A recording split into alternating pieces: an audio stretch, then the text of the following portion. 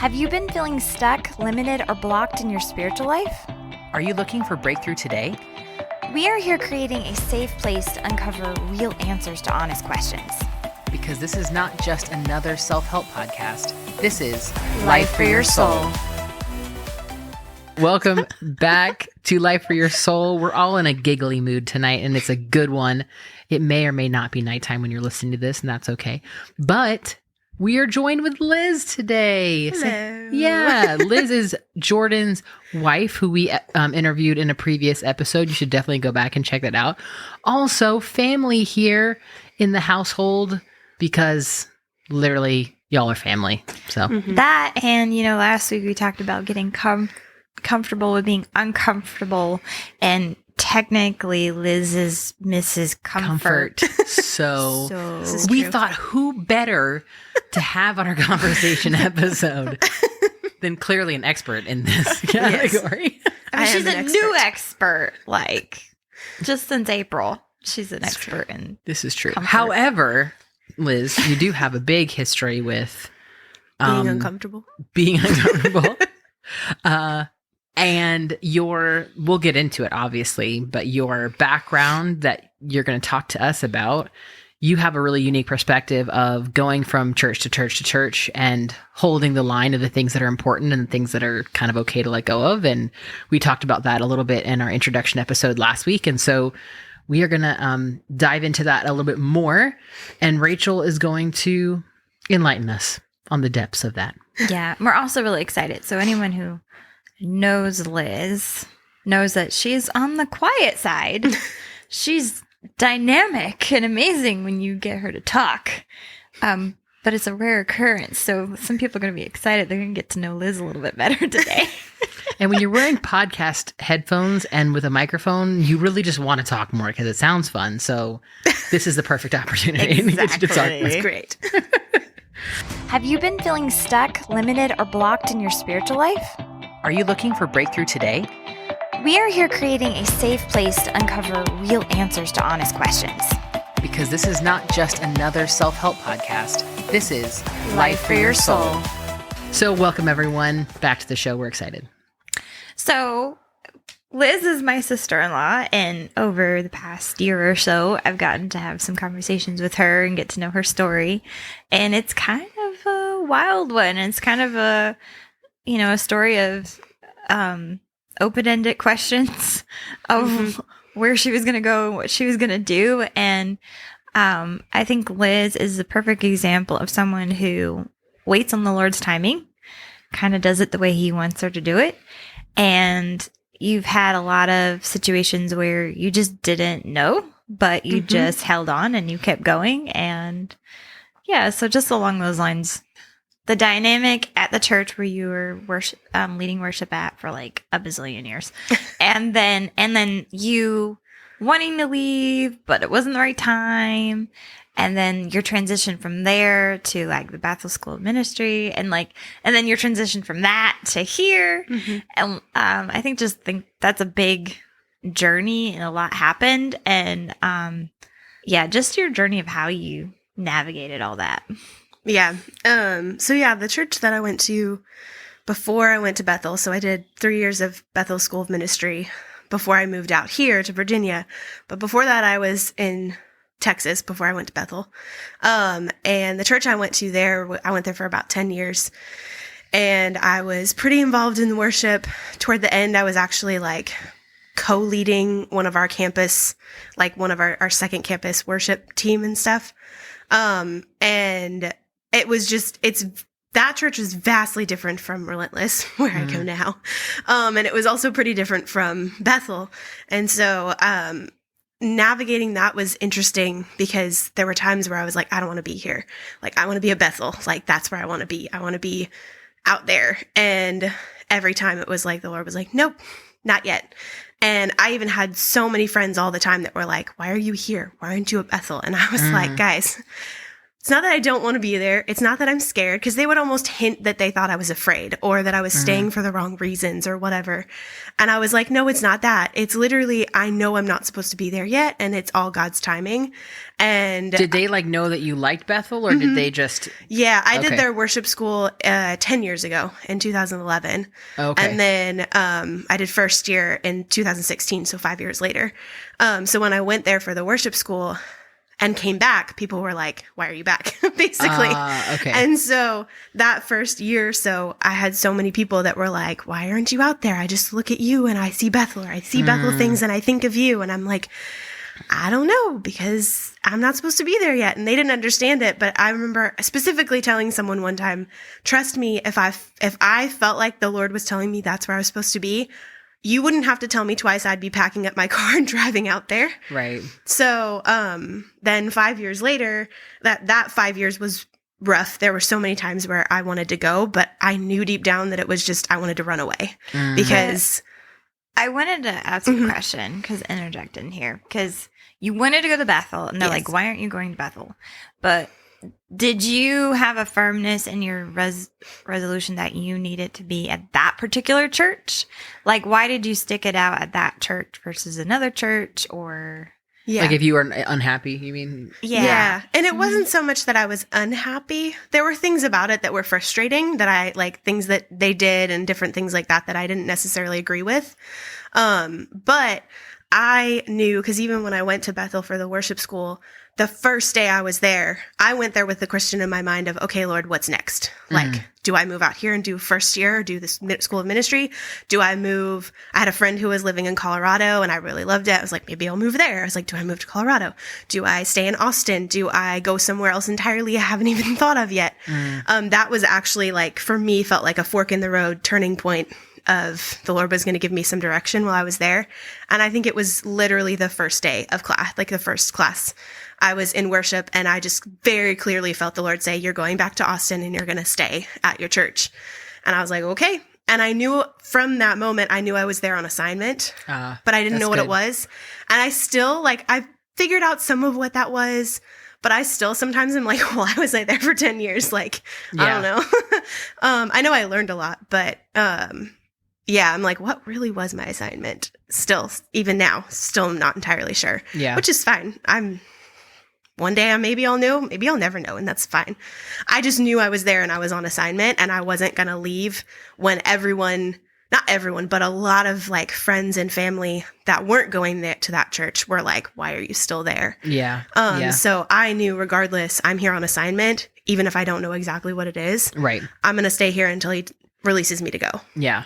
And that's good because, as we've been talking about, having to be comfortable with certain things, you had to learn how to be okay with being in an environment that you knew you were on assignment, but it didn't necessarily feel good. Not to mention there were things that you didn't agree with, but you were submitted and you were in leadership and everything there. And being surrounded by people that are basically like, leave, you should be in this other place, That's so good. That's really good. yeah, when I heard that part of her story and then thinking back on it, I was like, yeah, we need to have Liz on this show because there's so few people that would have played out like that. I hate to say it, but very few people are going to have an experience like that worship school and then not throw a fit when the Lord is like, no, you're going to go back. And you're going to stay there for a while, Yeah. So that's, I mean, don't get me wrong. I threw a few fits after I got back and I was like, really? Do I have to stay here? but you did. Yeah. So what did that transition look like when you ended up actually going to BSSM? So I spent 5 years, or I should say the better part of 5 years, being really uncomfortable and having moments where I was like, can I just go? Can I just go to Bethel? And every time I did that, I felt like the Lord was like, you just want to run away because this is uncomfortable. And I was like, yeah, I do. Yeah. Yes, I want to run away. I do so want to good. run away. You're not wrong. But I knew deep down, I was like, that's not the right reason. Yeah. I'm running away because it's uncomfortable. It's not because it's his timing and all of that. And so, when he actually started talking to me toward the end of that, 5 years, or what was it, 2015, end of 2015, he started talking to me about Bethel again. And I was actually just starting to get comfortable where I was. Like I had a good job. I had a good apartment. I had a really good circle of friends. Well, I thought, but I had a pretty good circle of friends. I had, I was doing really well with my church and in the ministry and all that kind of stuff. It looked like there was possible opportunities there.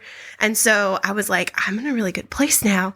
And then the Lord's like, hey, remember Bethel? And I'm like, now? Like I've been asking you for 5 years and now you're bringing it up. That's hysterical. Yeah. So it was literally right as I was really getting comfortable and just enjoying life and things were kind of going great. And then the Lord's like, hey, remember that? Let's talk about that again. I'm like, oh gosh. So that whole process was uncomfortable because I'm like, I'm getting comfortable. Things are good. Why am I going to leave this? It doesn't make logical sense. Yeah. Like it seems some people might think it's crazy, which I mean, a lot of what I've done in my life is crazy. So that wouldn't be too new. But I just remember one day I was having a conversation with a friend. I hadn't applied yet. And I was really considering it because I really felt like the Lord was drawing me, pulling me towards that. And so I was having coffee with a friend. And then when I was driving home, because I'd told her my whole process, I was driving home from coffee and the Lord just very like, it was just this quiet moment. And the Lord's like, so remember back like a while ago when that person asked you why you weren't at Bethel and you told them, like, he basically just reminded me of the time that I was like, trust me, if I felt like the Lord was telling me to go, I'd be packing my car up and driving out there. He's like, so you remember when he said that? And I was like, yeah. He's like, so why aren't you packing your car up and driving out there? And I was like, oh shoot. That was like calling me on my stuff. And that was the moment because I was still questioning. I'm like, is this God? Am I running away? But I don't feel like I am because my life is pretty good right now. I have nothing to run away from.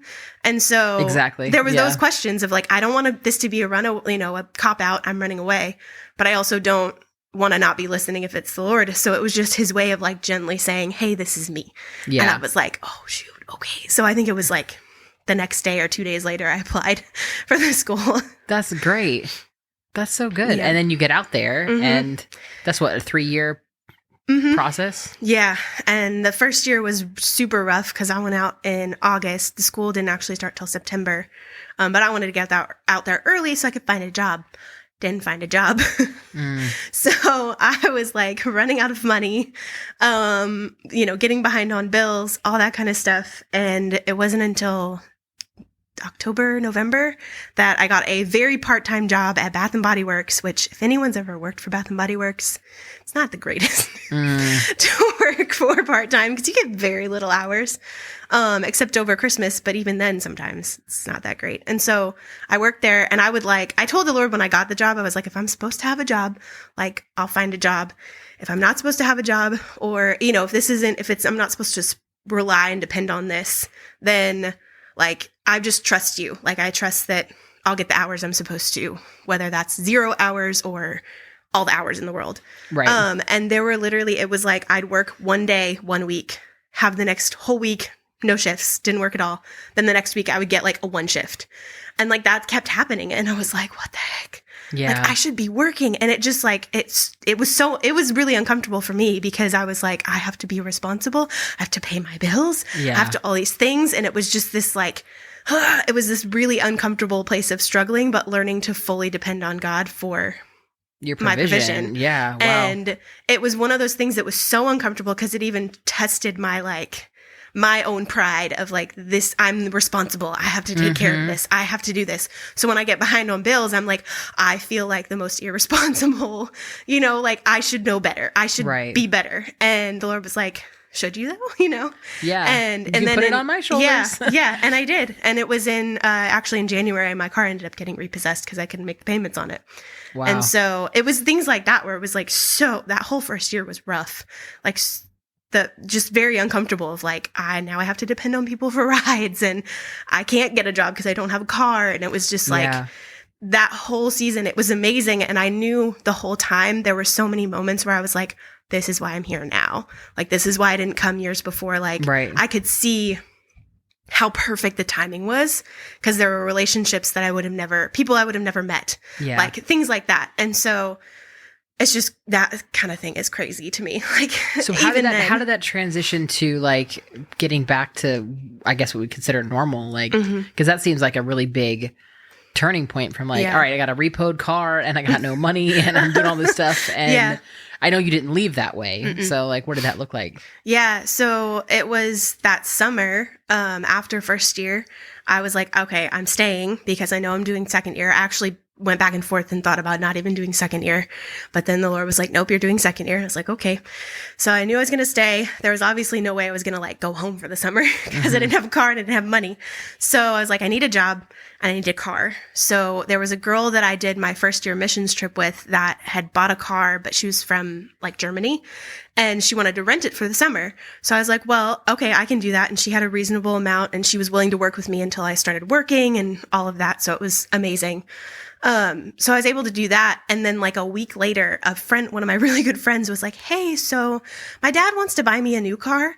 And he basically told me that I could sell my current car for pretty much nothing because it wasn't worth much because it was pretty old, had a lot of miles on it, had a lot of work that needed to be done, but it ran and it was fine.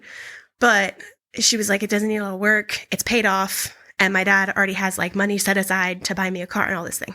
And so I was like, well, I'm going to need a car by the end of the summer. Like, when is your dad, when is this happening? She's like, probably around August. I was like, well, that's when I'm going to need a car. She's like, well, perfect. We'll just plan on that. So then that ends up getting moved up. And so I had this other girl's car that I was renting.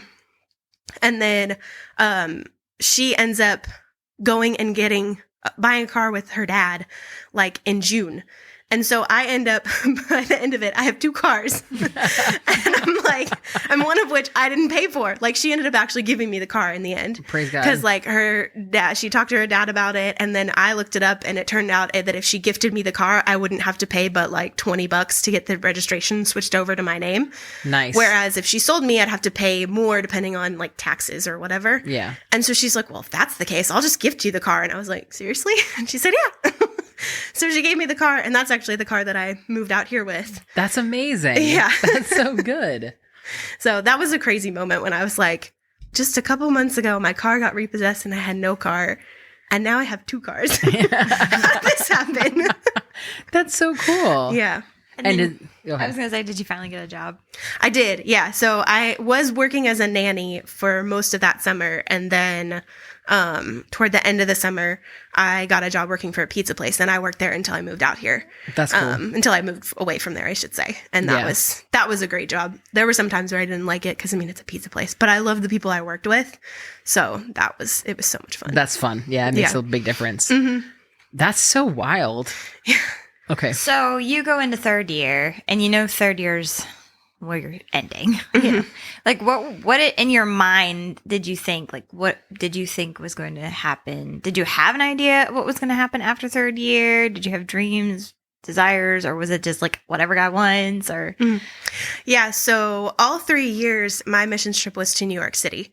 And I had always just loved New York City. I'd been there once before my first year missions trip. And then I went in first year and just fell in love in a whole new way. And then I went back in second year, and then I went back in third year. Well, I actually was in third year under the person that led the third year, the New York missions trip. And so I helped lead that trip in my third year and ended up going, I think it was 4 times, including the missions trip. I went 4 times throughout that whole school year. Cause that was part of my third year. But I just fell in love in this crazy way and really felt like that's where I was supposed to move. I was like, that's it. I'm supposed to move to New York. That's what's happening. After third year, I'm moving out to New York City. This is what's happening. I feel like the Lord confirmed it. I'm going there. And so that was my plan after third year was I'm going to leave Reading. I'm going to go home to Austin for maybe a week or so. My parents were still there at the time. And I have, still a lot of friends out there. So I was like, I'm going to go out there, spend some time with my parents, spend some time with friends. And then I'm going to continue on to to New York City. That was my plan. But that didn't work out. What happened? What happened? Because I've never really heard your story about how you really went from Bethel to now being at Relentless with us. Yeah. So I ended up, so I went, like I said, I did go home. I went to Austin first and spent, what did it end up being? It was at least a month. Yeah, it was at least a month that I spent in Texas. And I got to hang out with my parents. I got to hang out with some friends. And that was a whole just craziness in and of itself, because even while I was there, I was like, I don't know where I'm going when I get to New York. I don't know what's happening. And about halfway through my time in Austin, I was like, I don't know what's happening. I felt like everything started falling apart. And like slowly there were little pieces, like maybe not everything, but there were little pieces that I was like, okay, I don't know if this is going to work out. Don't know if this is going to work out, but I still feel like I'm supposed to head that direction. Right. So when I left Austin, I continued on my journey. And then I actually ended up in Knoxville for almost a month, which is where my youngest sister lives there. And so I stayed with her and my youngest brother. And I was there for, I think it was 3 or 4 weeks, sleeping on their couch. Because at that point I got there and I was out of money. I was like, I don't know how I'm going to get any further, but I know I'm supposed to keep going, like heading in that direction. And so my next stop was going to be Virginia, because I had someone that I knew here that was going to have a place for me to stay, to hang out while I figured all the things out. And then eventually, the plan was only to stay here for like a few weeks, maybe a month, and then head up to New York and all, whatever. So a friend of mine sent me enough money to get me here to Virginia. And I was like, okay, once I get there, we'll see what happens. So I get up here and I mean, literally everything for New York just kind of fell up. Like all the doors closed. Nothing looked like it was going to work out. Shut. Like literally, everything. It's like every contact that I had from all 3 years of school, like every door was just shut. And I was like, and it was crazy because even looking back on it, there was no part of me that like, and I still don't, that harbors any kind of like, towards any of those people, because it's like, I knew that it just wasn't right. Right. Like, I didn't know that at the time because I fought it, because I was like, no, I'm supposed to go to New York. Like, this is where I'm supposed to be. This is so I had a hard time because for a while when I first got here, I was like, I'm stuck here. Like that was my mindset, was like, I'm stuck here. So, I mean, that's a very short version, but that's a little bit of how I got out here. So once I got here, I really was stuck. Like I was for sure out of money, and I was like, I didn't know where I would go once I got there at that point. And like I said, within a couple weeks at least, or at most I should say, it's like everything with New York, just all the doors closed, everything fell apart, and I was like, okay, maybe I should reevaluate. But you are now here in Virginia, married. Yes. So obviously this is the Lord's plan. Well, and what's even funny though, like what other happened is like just you sticking it out here was a struggle too. Like I feel like it was a test, and then the demonic and like all the things that are going on, because we know the end result was you and Jordan being together. Yeah. But like there was this big time period where it was really hard for you. I mean, you were living in an Airbnb. Like you didn't know, like, you were having a hard time finding a job here. Your car was having issues. And like, the Lord turns all things for your good, right? Yeah. But you being quote unquote stuck here, like you marrying Jordan is not the Lord turning that for your good. No. I feel like this was destined. Like you guys were supposed to do this. So it wasn't even, I don't know. So I just kind of feel like maybe digging into that of like, it wasn't you being stuck and this is just where you ended up and you were planted. Yeah. It's like, no, I think you were on this path to come, right? Yeah. Well, because I've said this to a couple of friends where I feel like if the Lord told me I was moving to DC, because I mean, this is basically the DC area. Yeah. So if the Lord told me you're going to move to DC, I would have been like, no. Like just that would have been, I mean, he would have got me here eventually. Yeah. But there would have been a struggle. Like I would have fought him funny. tooth and nail the whole way. I would have been like, funny I'll go, because, but I don't want to go. And it would have. Well, because you left Texas like with no direction. And then you're like, okay, now I'm in Knoxville for a while. I'm like, okay, well, I'm just going to leave this direction. So it's funny because like from an outsider listening to the story, it's like, well, you really trust with God and you're really leaning on him with your faith. And so it's funny that like, I'm not going to DC. No, it's not happening. Yeah. Well, and, I mean, the thing is, because he knows me, he knew that if he was like, I want you in DC because I have things for you there, I'd have been like, no, I don't want to go to DC. Seriously? No. Like, because I think, before living here, when I would hear DC, I would immediately think politics. And I'm like, I have no interest. I know basically nothing about politics. Yeah. So I was like, why the heck would I ever move to DC? Totally. Like, it was literally the last place on earth that I would have ever chosen to live. And so I just knew, like, once I started putting the pieces together, I was like, oh, you tricked me. Yeah. Like, essentially, that was my process. I'm like, you tricked me. And then I would have moments where I was like, I'm so glad you tricked me. Like, I literally had several moments in my car over the last, like, year or so where I just sobbing in my car, like, I'm so thankful that you tricked me because I never would have come out here. I mean, I would have, but like, he knew that getting me out here, it would have been a lot, like, the whole process would have looked different. It would have been... For sure. I would, like I said, I would have been kicking and screaming the whole way. Yeah. Whereas just getting me out here and then closing all the doors to New York, he's like, I actually never said New York. Yeah. Like, that was the turning point for me. I was like, it was just one day I was like, okay, trying to figure it out, asking questions. And the Lord's just like, I actually never said New York. And I was like, oh my gosh, you didn't. Yeah. You never said New York. Like, I would say, I'm going to New York. And he's like, sure. And I'm like, East Coast. Like, that was what was in my head. He's like, yeah, you're going east. You're going east. I'm like, so New York. And he's like, sure. So I do have a question, though, because this area, I will say about this area, if you're not really either born here, raised here, or like you're not here for work or called to be here, it's a really hard place to live. Like, you have to have a reason to be here. Otherwise, that's true. Everyone wants to get out. I mean, it's pretty fabulous. I'm a little biased, but I love it. She grew up here. So I'm she Virginia, from Virginia. Yeah, she doesn't count. Anyway. I don't count. Like I said, unless you grew up here. It's true. Because you don't know any better. I know better. I made the choice. Anyway, do you think, because I know that there was a part-time here where I, just knowing you as a, slight friend and interacting with you at church and stuff, I was like, I don't know if she's going to stay here. Like, I was like, this looks like really hard. Like, I'm glad I'm not Liz right now because like, she's good. It's rough. Like, I just knew it was rough. So do you think that was even harder here than when you were out in Bethel? Do you think that prepared you for handling what happened here, maybe? Or yeah, I do think that prepared me for being here, because what I went through there was like I think back on the stuff that I went through there, and I'm like, that wasn't too bad. Like, it was. Don't get me wrong, it was rough. There were some really tough moments, but like, once I got out here, like, I actually had a full on mental breakdown a couple of times where I was having like panic attacks, which I don't, that's not normal for me. Yeah. And so I was like it was rough, like real rough, especially when it's like, I didn't think I was going to have a place to live. Like, I had to be out of the place where I was the next day.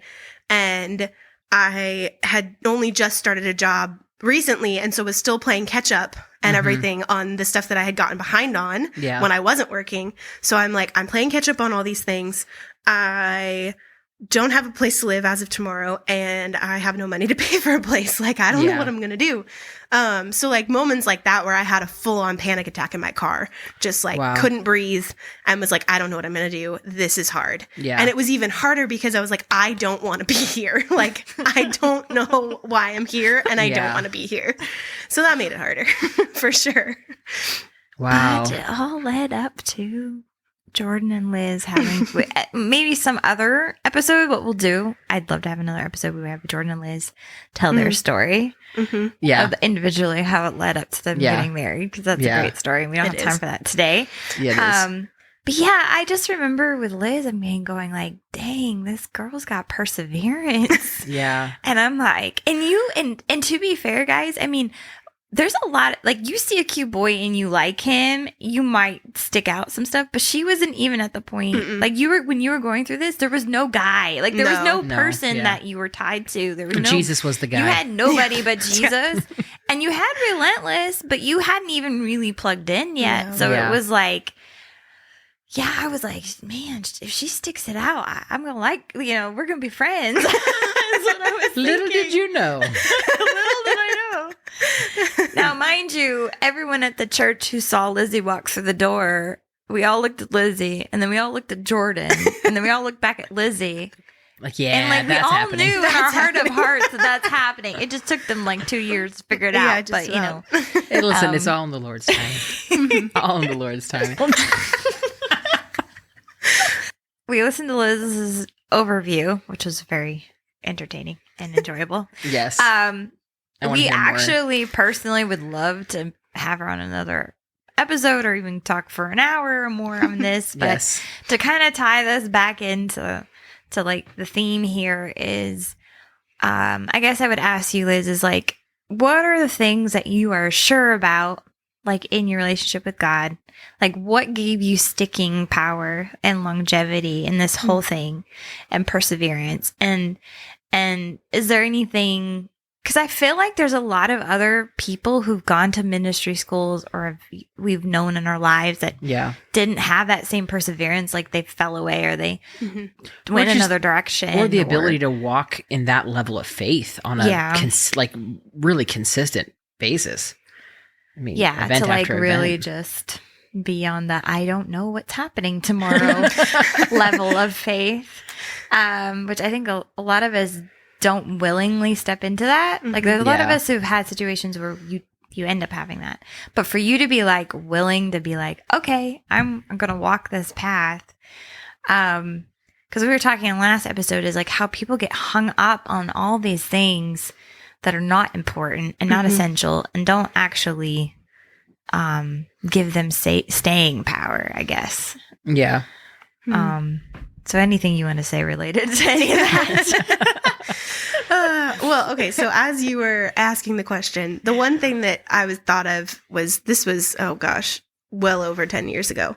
But I remember I was going through some stuff. I was going through just a rough time and was holding on to some things that I felt like the Lord had spoken to me, and it was all being shaken. And I just remember I was having this one moment in my room, and I was just feeling all the things, like the swirl of everything. And it was so much, it was overwhelming. I was like, I don't even think I was crying. I think I was just so overwhelmed that I had no emotion. And I was just sitting there like almost like didn't know what to feel, didn't know what to think. I was so confused. Like I was just wrapped up in all the feels, really. Right. And I just remember at one point I was like, I don't know what to do. And I was just like, God, I don't know what to think. I don't know what to do. I don't know how to handle this. I feel so confused and so overwhelmed. And I remember I was journaling, and then I just felt like the Lord said to me, I just need you to like stop, find the center of this swirl. Like you're like kind of on the edge, caught up in it, but get in the middle. That's where the peace is. Like Wow. that's where I'm at, is right in the center of this. Wow. And so it kind of, that moment taught me something that I think I carried through so much of my life. And I think it's shifting now, but like for a good solid 10 to 15 years, I carried that. And that really carried me through my relationship with God and all the things that I walked through the last 10 years of, if I'm feeling the swirl, I got to get in the center. I got to find the peace, was essentially like the way he put it. He's like, where am I at? Where is the peace? And it's not, the peace wasn't necessarily this like, like I feel Right. zen or whatever. Yeah, exactly. Like it wasn't that kind of peace. It was just like where the confusion kind of melted away. Yeah. And it was like, I'm still confused. I still don't know what's going on. I still have all these questions, but like, there was just this, it's that peace that passes understanding. You like, you can't describe it, but it's just like, I would get in the center of it, however that looked.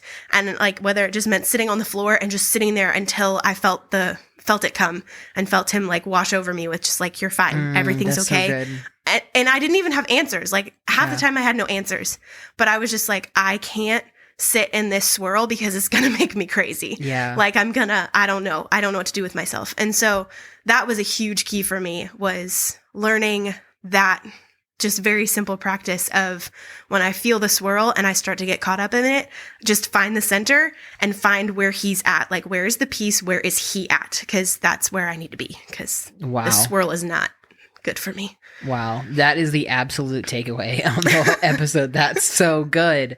That's so good. I mean, it immediately makes me think of 1,000 things, but also like when Jesus is rebuking the apostles in the ship because he rebukes the storm and he's like annoyed by it. And it's like, I feel like that's exactly what came to my mind. Is like when you're caught up in it, everything feels like we're gonna die. Yeah. And it's like, no, it's fine. Just get here in the middle and like ignore all this stuff. That's Take amazing.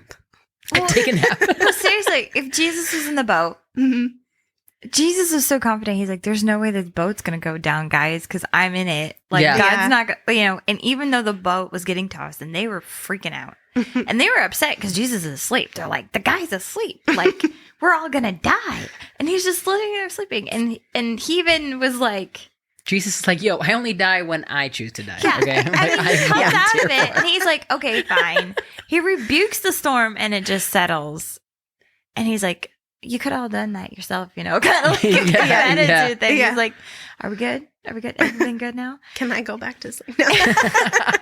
That's so good. It's like, that's the thing about Jesus. It's like, there is a certain point where you have to let go of everything and cling to him. And that's why on this podcast, like over the episodes and stuff, we keep harping on it's not a mental acknowledgement of Jesus, like, oh, Jesus existed or he did this or whatever. And like, I know Jesus died for my sins.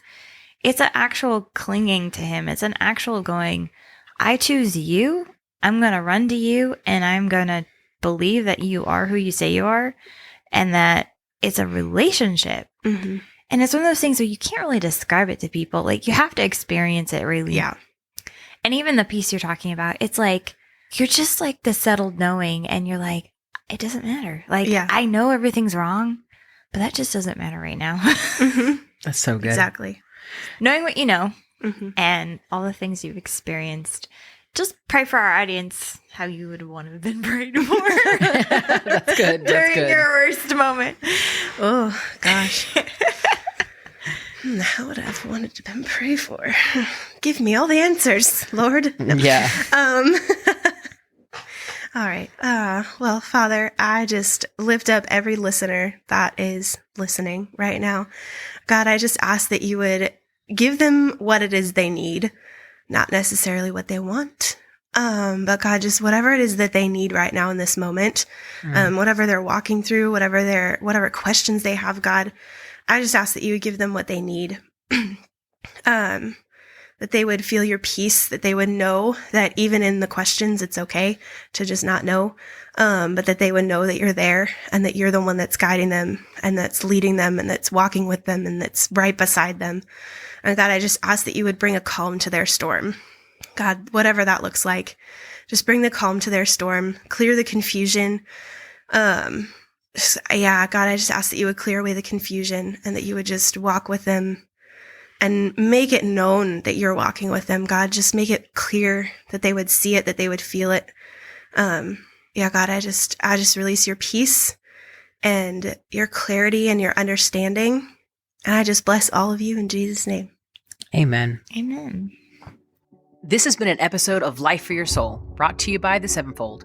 For more info on who we are and what you've heard in today's episode, head over to thesevenfold.com. Today we leave you with this blessing from 3 John.